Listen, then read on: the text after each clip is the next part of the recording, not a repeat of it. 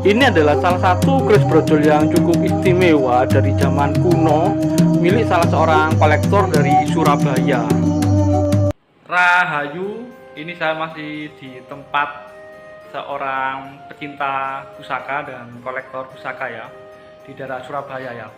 Nah, ini ada salah satu keris yang bisa dibilang mungkin terlihat sederhana ya.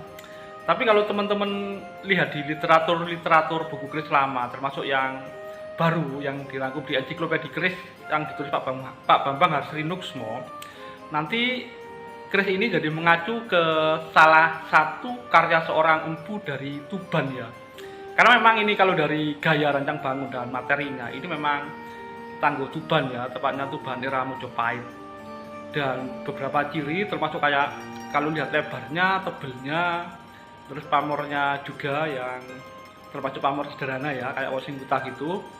Ini mengacu ke salah satu empu Tuban yang cukup terkenal ya. Nah, kira-kira ini karya empu siapa dan bentuknya seperti apa kerisnya? Mari kita simak sama-sama.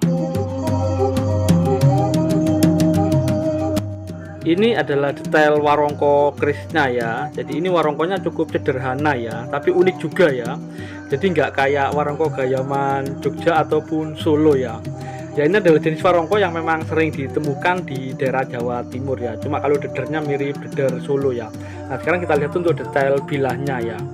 Nah, untuk bilahnya sendiri ini memang besinya bisa dibilang cukup bagus ya, terkesan keras ya, yang warna hitam itu ya.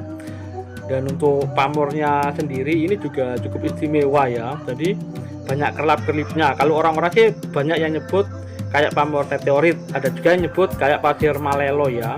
Tapi ini cukup istimewa ya pamornya ini ya. Dan termasuk memang jenis pamor sederhana ini sebenarnya ya. Jadi kayak wosing putah gitu ya. Dan garis-garisnya kayak ngulit semongko ya.